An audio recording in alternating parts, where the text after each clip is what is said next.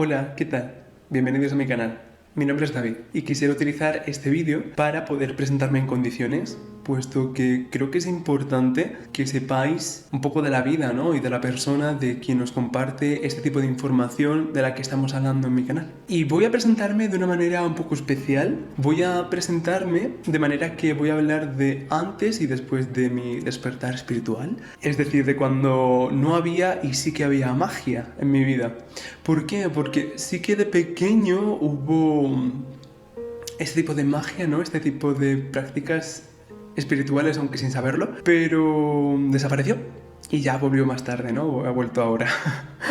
También hablaré un poco de mis traumas, un poco con retrospectiva, así que será una especie de autoanálisis psicológico de mi persona también. Pues vamos a comenzar con mi vida antes de despertar. Y bueno, como sabéis, soy David. Nací en Badajoz en febrero de 1999 y tuve una infancia... A ver, hace un año habría dicho que fue una infancia difícil. Ahora, sin embargo, digo que fue una infancia necesaria. Fue humilde, eso sí. Fue una infancia muy humilde, una familia muy humilde, todo muy humilde. Y fue este tipo de experiencias las que me propulsaron y me hicieron avanzar mucho en mi nivel de madurez en muy poco tiempo. Quizá mi familia nuclear no era la más idónea. Mi padre no me dio lo que yo consideraría una buena educación, y es de aquí donde aparece esa herida mía de abandono. Pero siempre tenía a mi mamá y a mi hermano a mi lado. No recuerdo mucho de cuando era pequeño, pero siempre me dicen que era un niño encantador, que trataba de establecer conexiones con todo el mundo. En el cole, yo sí, eso sí que lo recuerdo, jugaba siempre con fantasía. Siempre me atraían lo que es las hadas, la magia, pero sobre todo el agua y las sirenas. De hecho, tengo una anécdota que es cuando iba a nacer mi hermano pequeño. Yo iba a cumplir pues 4 años y claro, mi madre estaba ya en el hospital para dar a luz, y antes de que se fuese, recuerdo que le dije: mamá, trae por favor del hospital una muñeca de la sirenita, porque a mí me encantaba el tema de las sirenas, ¿no? Y es verdad que cuando volvió ya con mi hermanito, no trajo una muñeca de la sirenita, pero sí que trajo una película. Me acuerdo de La Sirenita 2, yo vi primero la segunda parte antes de que la primera, la de Disney. Pero bueno, para que veáis, ¿no?, el tipo de atracción que ya sentía yo por el tema de las sirenas, que ahora entiendo por qué, ¿no? Tiene su explicación también espiritual y metafísica, pero bueno, eso ya para otro vídeo. Y bueno, es verdad que cuando era pequeño no tenía muchos amigos, porque no terminaba de encajar en ningún grupo, ¿no? No encajaba en el grupo de los chicos, porque a mí no me gustaba el fútbol, y los juegos a los que yo jugaban me parecía... Yo lo veía como algo violento, y lo sigo viendo como algo violento, la verdad. Y tampoco encajaba en el grupo de las chicas, simplemente por ser un chico. Entonces, bueno, aquí es donde aparece mi herida de rechazo por ser diferente. Aún así, siempre sacaba muy buenas notas. Nunca me decían cuándo tenía que estudiar. Lo hacía yo solito. Y es verdad que alguna vez no hacía los deberes porque me aburrían, sinceramente. Pero es verdad que el tema de exámenes y estudiar y demás, siempre lo hacía yo por mi cuenta y sabía cuándo tenía que hacerlo. Me organizaba muy bien, siempre mi truco ha sido la organización. También aprendí a tocar el piano, aunque ahora solo recuerdo lo básico, solo recuerdo cómo hacer algunos acordes. Y ya cuando tenía 10 años, mis padres se divorciaron. Esa sí que creo que fue lo más duro que me tocó vivir a esa edad. Y si mi infancia fue humilde y madura, la adolescencia ya ni os cuento. Pero esa es otra historia. Nos fuimos a vivir al pueblo de mi madre, a unos 30 kilómetros de donde vivíamos antes, y allí empezamos de cero, ¿no? Yo ya conocía gente de las visitas que hacía, ¿no?, al pueblo, porque al final era allí donde estaba mi abuela y mi familia por parte de madre, pero también tenía mis roces. Yo no terminaba de encajar. De nuevo se repetía ahí ese rechazo, esa herida de rechazo. Lo bueno es que sí que allí tenía más familia con la que estar. Después, bueno, empecé la secundaria en el pueblo de al lado, porque mi pueblo es tan chiquitito que no ofrece secundaria. Entonces estuve desde los 12 años hasta los 18 levantándome a las 7 de la mañana aproximadamente para hacer un viaje de ida de 40 minutos, una hora, para ir al instituto, y lo mismo de vuelta. todos los días. Entonces sí, fueron muchos años haciendo ese madrugón y mucho tiempo en carretera, por así decirlo. Pero es verdad que cuando hice la secundaria fue la mejor época de mi vida. Se forjó una clase preciosa donde verdaderamente me sentía incluido. Todo era en risa mayormente, la verdad. Yo me convertí un poco en... No era hazme reír, ni muchísimo menos, porque no se rían de mí. Se rían conmigo. Y yo era como que iba llevando alegría, ¿no? Porque como sí que me sentía incluido, pues era todo más bonito, ¿no? Brillaba todo mucho más y era muy adorable. Me llevaba bien con todo el mundo, como decían, desde quienes eran los más populares, por así decirlo, hasta con la gente más tímida. Es verdad que yo me sentía un puente, ¿no? Entre estos dos grupos de personas, pero es verdad que solo era en mi clase. Pero aunque en ese momento yo me sentía más incluido y nos llevásemos bien, yo sentía que no encajaba del todo. Yo me sentía como de otro planeta. Digo, yo aquí no entendía nada. No entendía el porqué de las cosas ni de las relaciones entre la gente. Es por eso que me refugié en un videojuego de ordenador durante esos años. Yo vivía en un pueblo de 1200 habitantes y los pueblos a la redonda tenían más o menos lo mismo. Es la Extremadura profunda casi. Y como os he dicho, yo sentía como que no pertenecía ahí. Me llevaba bien con la gente, sí, pero no terminaba de ser yo. Así que a través de este videojuego desarrollé mis habilidades sociales. Había gente hispanohablante de todo el mundo y establecí amistades que me ayudaron a crecer socialmente. Sí, a través de una pantalla, pero aprendí a comunicarme, a ver cómo funcionan las relaciones interpersonales, a aprender el valor, la traición, la conquista. La verdad es que era un juego que te permitía una vida entera en línea. Además de ser de magia, ¿no? Que eso ya pues me atraía mucho. Pues en ese juego había economía, había ecosistemas, había gobierno, había conquistas, guerras, gremios que eran como asociaciones de personitas que se aliaban o se enfrentaban entre ellos. Había artesanía, herbología, pesca, de todo. Pero la mayoría de las veces yo no entraba para jugar, yo entraba para hablar. Para mí era como tener una ventana hacia otro mundo.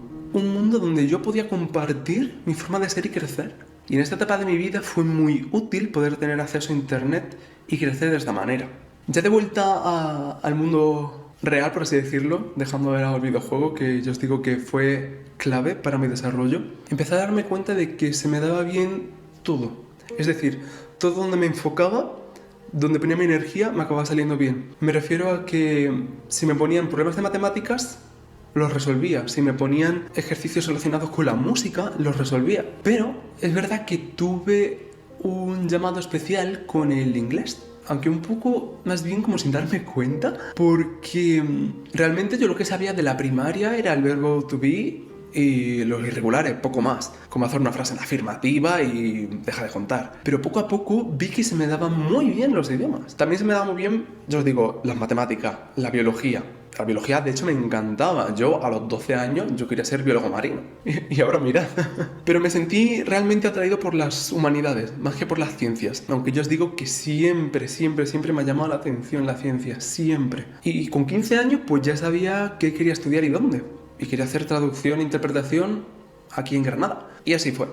Y claro, yo pensaba que iba a ser pues traductor o intérprete, ¿no? De estos que se oyen pero no se ven, o que se leen pero que no se ven, ¿no? Esas personas que están siempre en segundo plano, que hacen que todo funcione, y yo de verdad admiro tantísimo la labor de los traductores e intérpretes, aunque después descubrí que no es lo mío. Y es más, tengo una pequeña anécdota que a mí me marcó mucho, y es verdad que a los 16 años, cuando ya estamos finalizando cuarto de la ESO, pues era fin de curso, y estamos en clase de latín, que teníamos a primera hora y después teníamos un examen de música. Pues yo recuerdo que nos dejaron la hora libre para estudiar el examen de música y yo me puse con mis compañeras de clase, cogí la pizarra, le pedí permiso a la profe, me puse en la pizarra a explicarle porque era un examen de composición, que no era cualquier cosa en música, ¿no? Entonces yo recuerdo estar ahí explicándoles cómo se hacía una composición y de una forma muy sencilla. Entonces yo recuerdo a mi profesora de latín mirándome como así y me dijo, wow, ¿qué didáctica tienes? ¿Qué don para la docencia tienes? Me quería decir, ¿no? Entre líneas. Parafraseando un poco, no recuerdo exactamente lo que me dijo.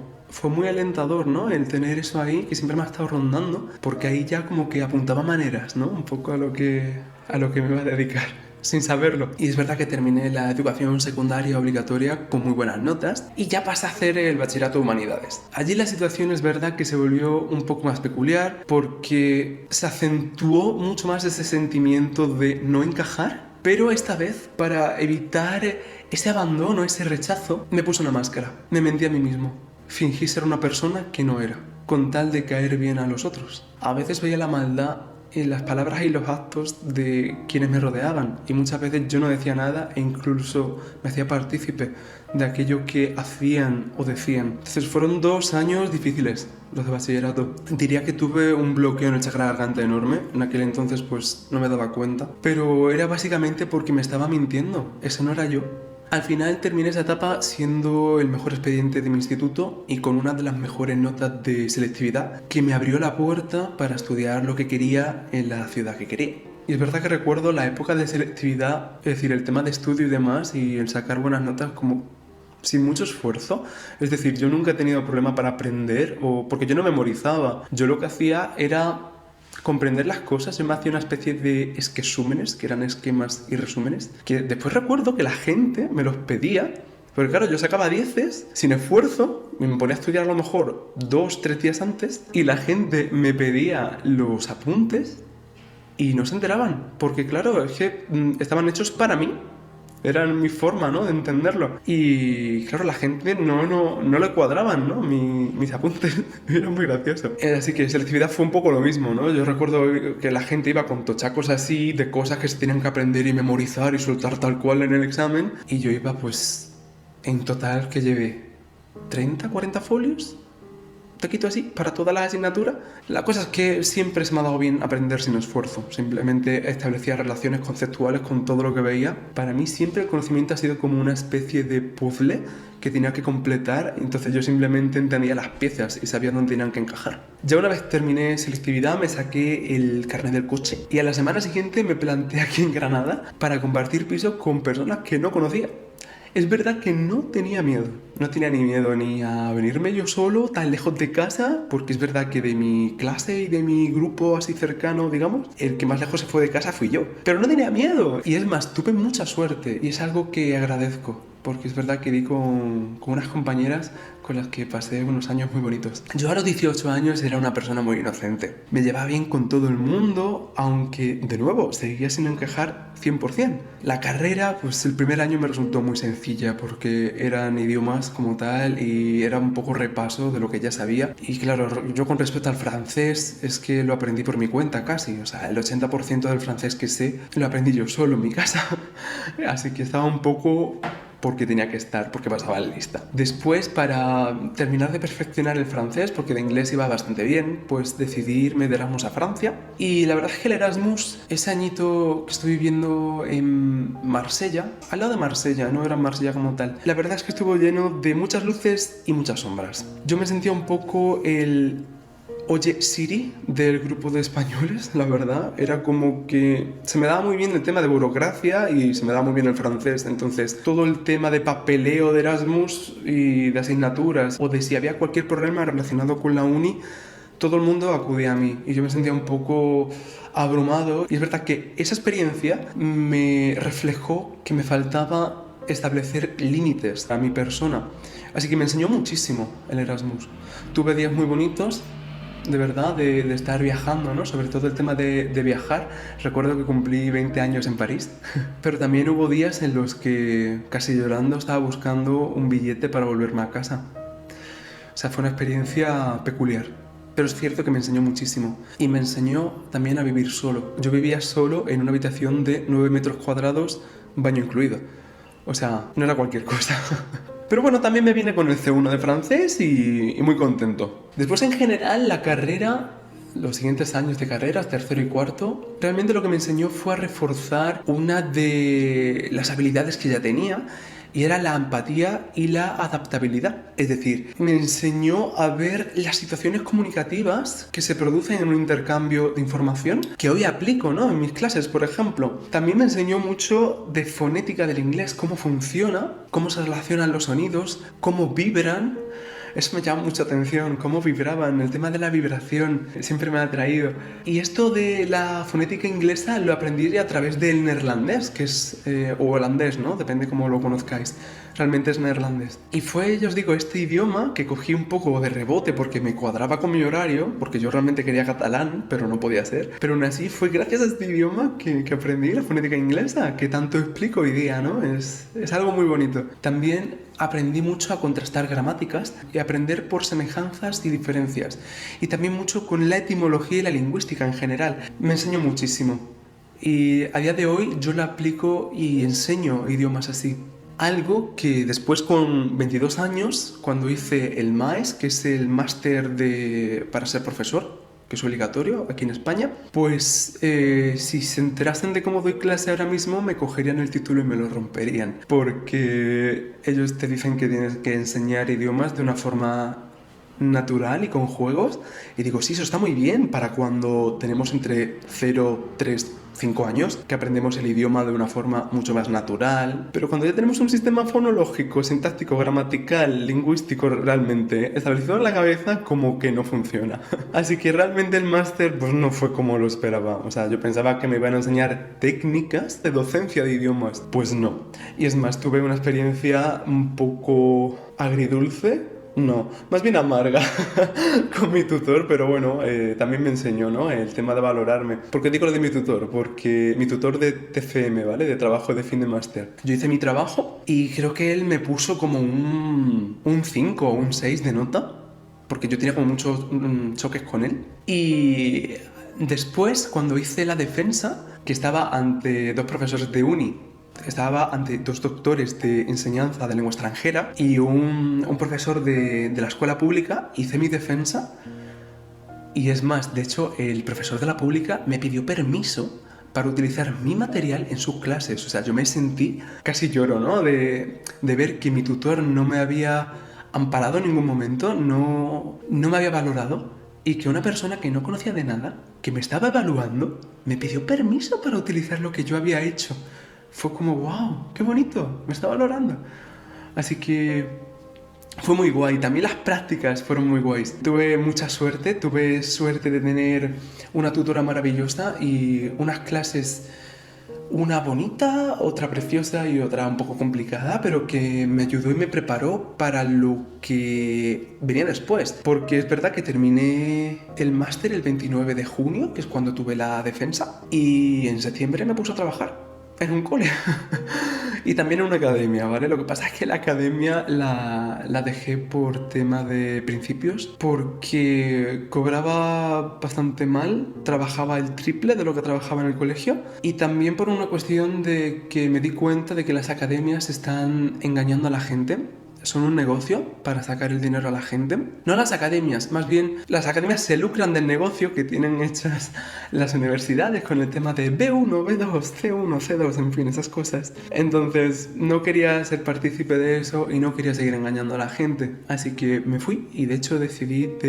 dejar de dar clases particulares para que el alumno o alumna se sacase un título de idiomas. Porque realmente no creo en esos títulos. Aunque tenga yo los míos, fue antes de darme cuenta cuando ya me puse a trabajar en el sector de lo que era realmente. Porque si tú tienes un B1 o un B2 y te suelto en Londres, no vas a saber dónde meterte. Te lo digo.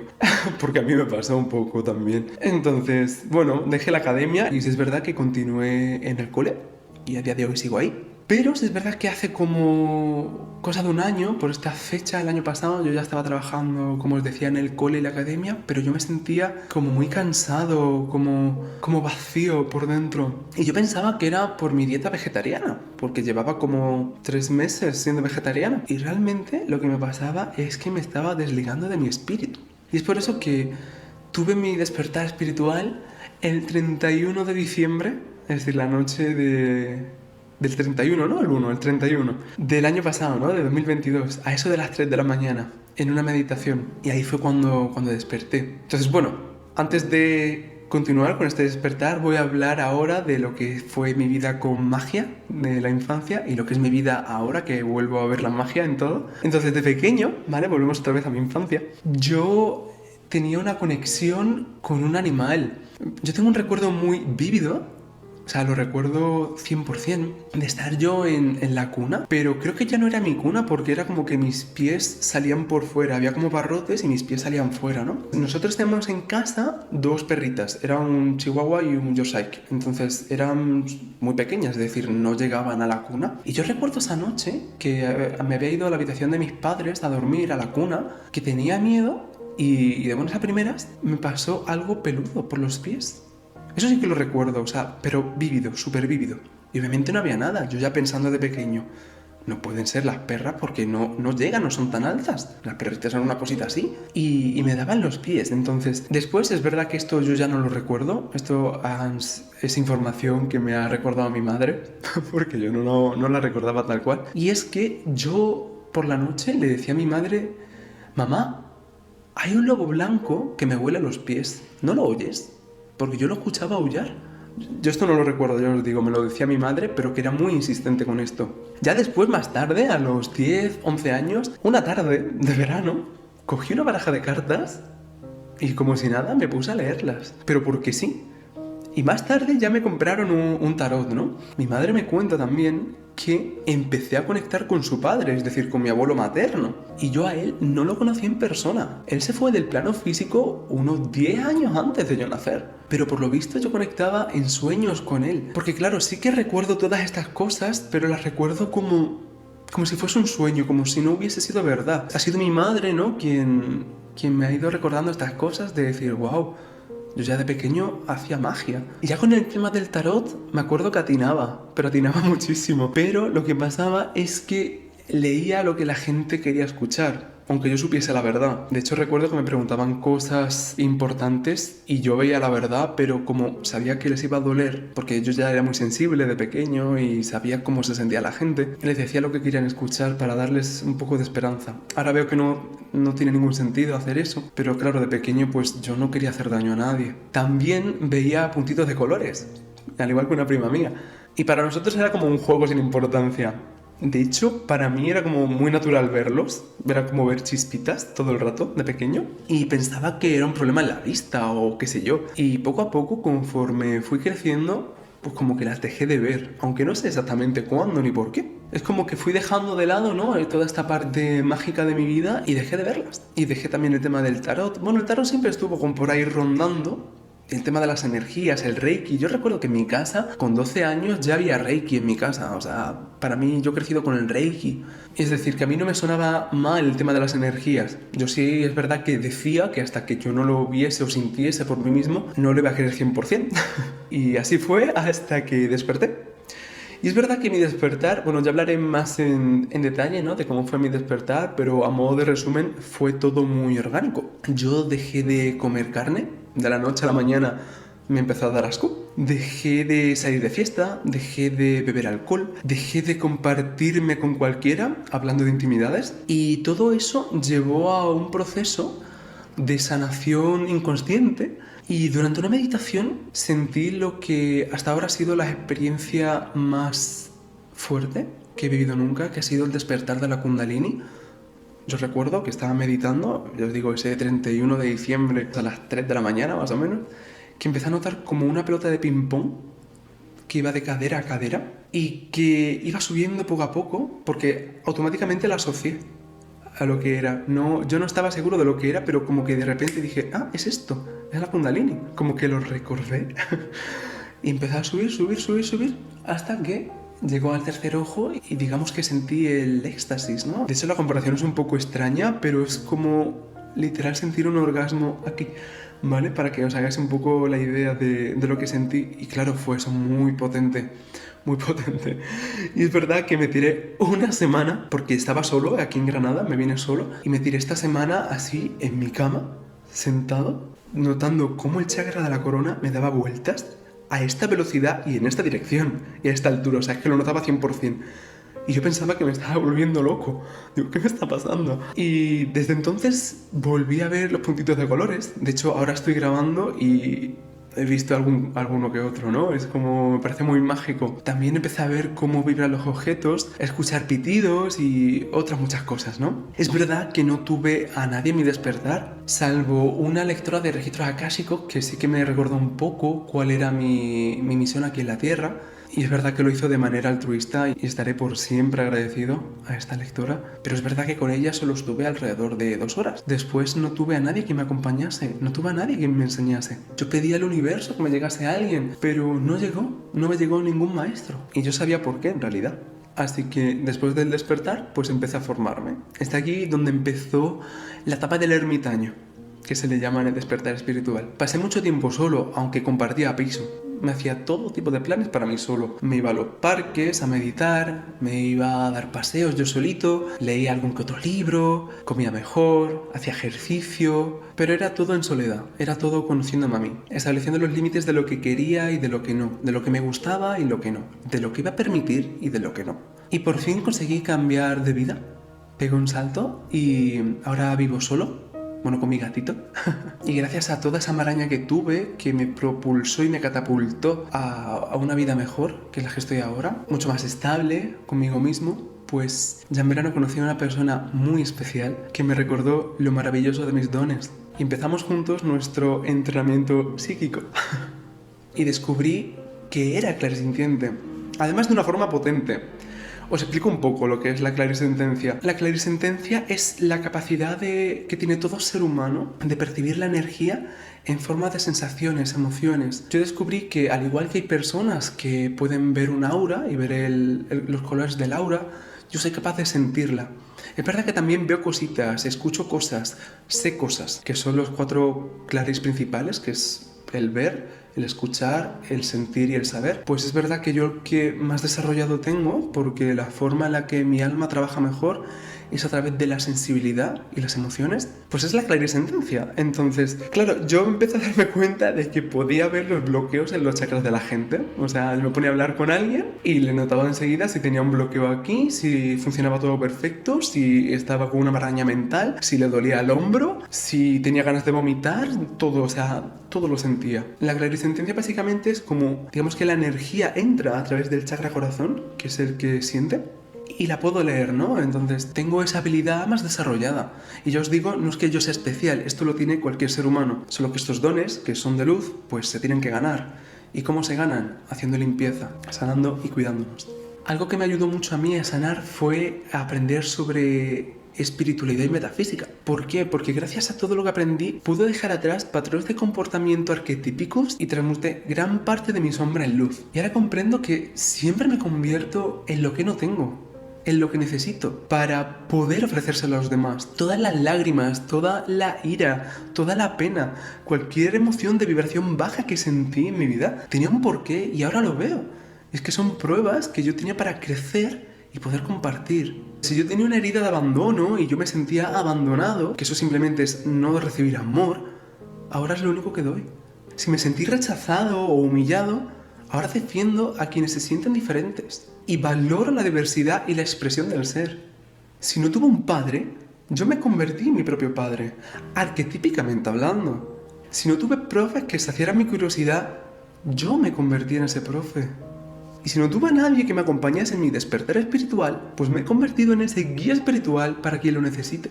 Y esto que acabo de narrar es el mito de creación de un héroe, porque utilicé todas las adversidades de mi vida a mi favor, para poder brillar yo y hacer brillar a los demás. Yo defiendo mucho que nuestra misión de vida es dedicarnos a aquello que llevamos haciendo bien desde siempre y que además nos gusta.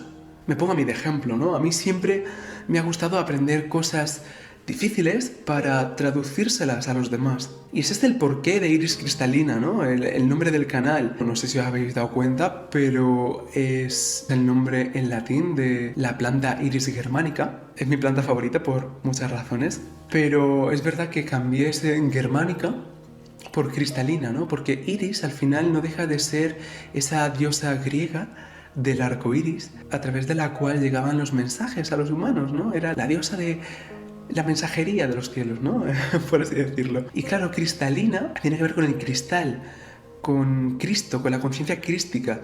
Y yo os digo, esto de Cristo tiene que ver con Jesucristo, pero no es Jesucristo como tal. Cristo, según la antroposofía, es el sol, es el camino del sol, es el camino de la luz. Entonces, Iris Cristalina no deja de ser como el mensaje del sol, el mensaje de la luz.